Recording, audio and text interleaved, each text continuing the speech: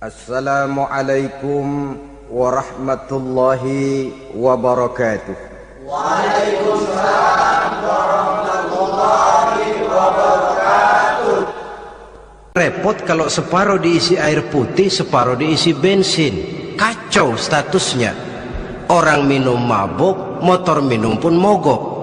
Dijual juga tidak laku barang campuran. Inilah makna pernyataan Allah, wala talbisul haqqa bil batil. Jangan kamu campur adukan antara yang hak dan yang batil. Perintah dikerjakan, larangan pun dikerjakan juga. Kelompok ketiga, ada pula manusia yang tahu larangan tapi tidak tahu perintah. Larangan tahu tapi perintah tidak tahu. Jahat sama tetangga tidak. Mencuri tidak, mabuk tidak, zina tidak, sholat tidak, puasa tidak, polos, semua serba tidak. Dan yang terakhir, kelompok keempat, perintah tidak tahu, larangan pun tidak tahu. Ini masuk kelompok makhluk gratis. Misalnya kambing, ayam, kerbau, itu kan makhluk-makhluk yang memang perintah tidak tahu pun larangan juga tidak tahu.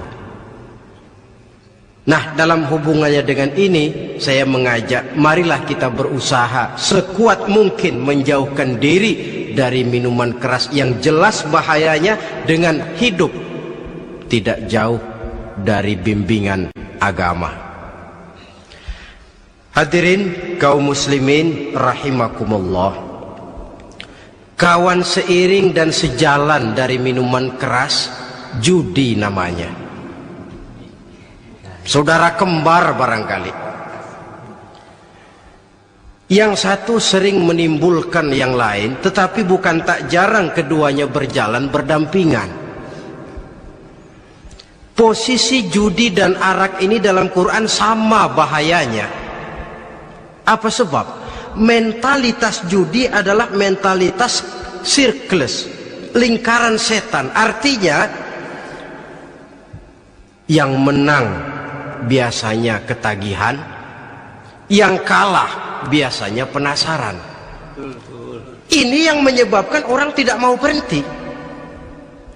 Kalau dia menang, dia ingin mencoba untuk menang dalam jumlah yang jauh lebih besar lagi. Kalau dia kalah, dia penasaran, kenapa hari ini kalah? Barangkali sial, besok malam saya tebus. Mental semacam ini memang sulit untuk berhenti. Kenapa judi diharamkan dalam Islam? Pertama, seorang muslim di dalam berusaha mencari harta, dia harus mengikuti sunnatullah. Kata kita orang muslim, hukum alam kata orang sekarang, natural of law bahasa kerennya. Berusaha menurut hukum kausal, memasuki rumah dari pintunya, menunggu suatu akibat dari sebab yang kita lakukan, bahwa kalau begini mesti begitu. Karena kita memang terikat oleh permainan yang disebut hukum alam ini. Hidup bukan undian, jangan mengharap untung besar tanpa mau peras keringat. Satu pagi Khalifah Umar bin Khattab radhiyallahu an masuk ke masjid. Beliau lihat ada orang sedang berdoa khusyuk betul. Ditunggunya 2 menit, 3 menit, sampai 10 menit lebih belum juga selesai. Agak lama orang itu berdoa. Selesai berdoa, dihampiri orang itu oleh Sayyidina Umar. Beliau tanya, saudara, lagi apa tadi itu? Berdoa ya Khalifah. Minta kepada Allah? Tentu minta kepada Allah. Minta apa kamu? Minta rezeki. Sudah lama? Dari tadi habis sembahyang subuh. Dapat? Belum. Ya memang kata Sayyidina Umar, inna sama la tumtiru zahaban wala fiddatan.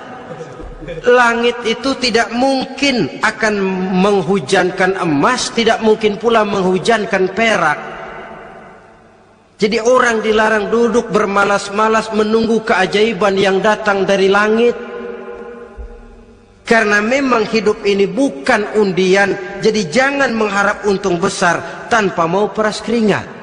Di dalam berusaha kita terikat oleh sunnatullah. Kalau begini sebab penyebabnya, akan begini akibat yang ditimbulkannya. Yang kedua, Islam menjadikan harta manusia itu sebagai benda berharga yang dilindungi. Mengambilnya dengan judi termasuk memakan harta orang lain dengan cara yang batil. Yang ketiga, judi itu sendiri dapat menimbulkan permusuhan dan pertentangan antara para pemain itu sendiri. Meskipun kelihatannya kompak duduk dalam satu meja yang saling berhadap-hadapan, yang kalah kelihatannya pasrah, tetapi kan itu cuma kulit permukaan. Batinnya bagaimanapun juga yang kalah itu tetap mendendam. Sedangkan yang kalah di samping mendendam juga mengomel, mencaci mungkin ya lawan bermainnya, ya mungkin juga dirinya sendiri.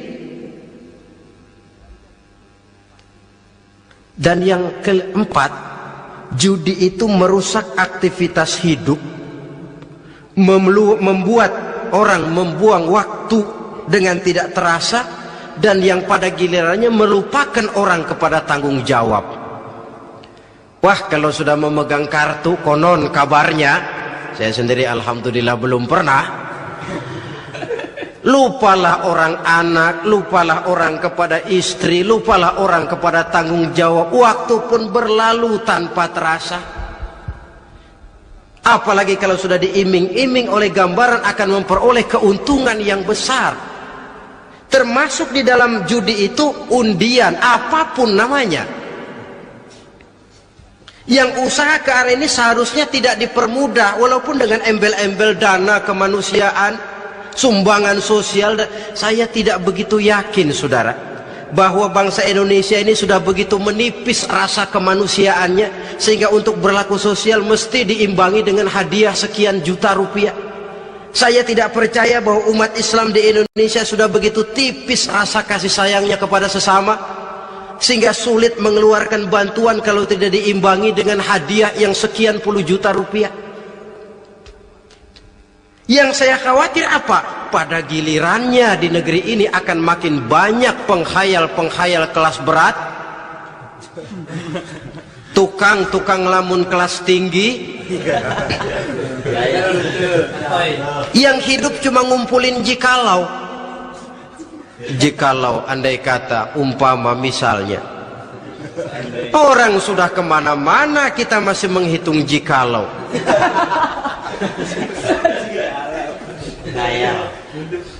Orang boleh saja mengharap burung terbang tinggi, tapi punai di tangan jangan dulu dilepas. Artinya idealisme silahkan terbang setinggi langit, tapi kaki harus tetap berpijak di alam realita. Bahwa memang lebih baik makan singkong dalam kenyataan daripada makan roti tapi ngimpi.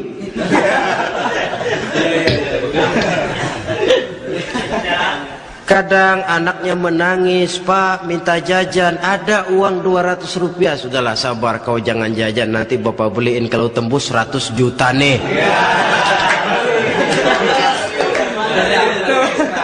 Akhirnya yang 100 juta tidak, anak pun kelaparan. Bukankah akan jadi masalah bagi semuanya?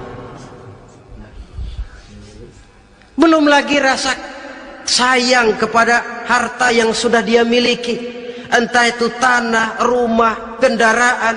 Kalau sudah kadangkala di meja judi, hilang rasa sayang kepada benda itu. Ada rumah-rumahnya dilelang, ada kendaraan-kendaraan jadi taruhan, ada jam tangan pun copot tanpa terasa.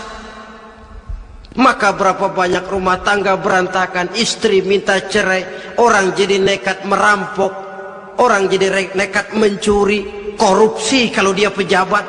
Akibat apa ini? Pengaruh yang namanya judi. Saudara kaum muslimin, ma'asyiral muslimin rahimakumullah. Itu sebabnya di dalam surah Al-Maidah ayat 90 Allah menekankan, innamal khamru wal maisiru wal ansabu wal azlam rijsun min amali syaitan fajtanibuhu la'allakum tuflihun. Sesungguhnya arak, judi, berhala, mengundi nasib itu rijsun. Ya Allah, jarang benar Quran menggunakan kalimat rijsun. Rijsun ini sudah merupakan puncak kekotoran. Bapak moyangnya najis, itu rijsun. Najisnya bapak. Rijsun, kotor. Sudah kotor ditambah pula min amali syaitan, pekerjaan setan. Fajtanibuhu, jauhi. Jangan sampai main, dekat saja tidak boleh, jauhi. La'allakum tuflihun, jikalau kamu mau menjadi orang-orang yang beruntung. Sejarah tidak pernah mencatat ada orang jadi miliuner karena judi. Sejak David Rockefeller sampai Aristotle Onassis, orang-orang kaya top di dunia, mereka kaya bukan karena judi, tapi karena kemauan peras keringat, banting tulang, mau memulai sesuatu dari kenyataan yang real di depan mata. Sebab apa? Hidup ini memang perjuangan.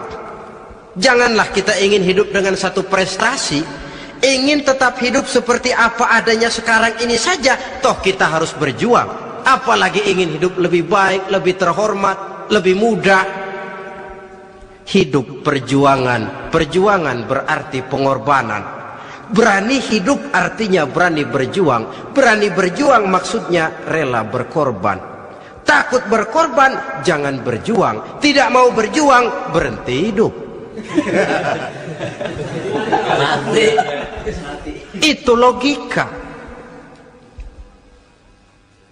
Dan bagaimanapun saya yakin lebih baik berkorban daripada menjadi korban. Kalau sekarang kita berkorban, peras keringat, banting tulang, berusaha secara sunnatullah untuk menghidupi anak, istri, keluarga, pada satu saat kita tidak akan menjadi korban kebrutalan anak-anak kita sendiri. Kalau mereka dibesarkan dan tumbuh berkembang oleh hasil yang diperoleh dari meja judi. Ayat 91 Al-Maidah ini lebih memperkuat lagi. Kalau itu arak, judi, berhala, mengundi nasib adalah perbuatan setan, sebenarnya setan mau apa sih? Ayat 91 menegaskan, innama yuridu syaitanu ayyuqi'a bainakumul adawata wal baghdha'a fil khamri wal maisir. Yang dimaui setan itu tidak lain supaya dengan arak dan dengan judi timbul rasa permusuhan, sikap memusuhi, saling marah di antara kamu. Coba, biasanya dalam meja judi sudah loyo, waktu juga sudah berlarut-larut. Yang menang mau berhenti, apa yang kata yang kalah? Berhenti dah, gue wacok loh.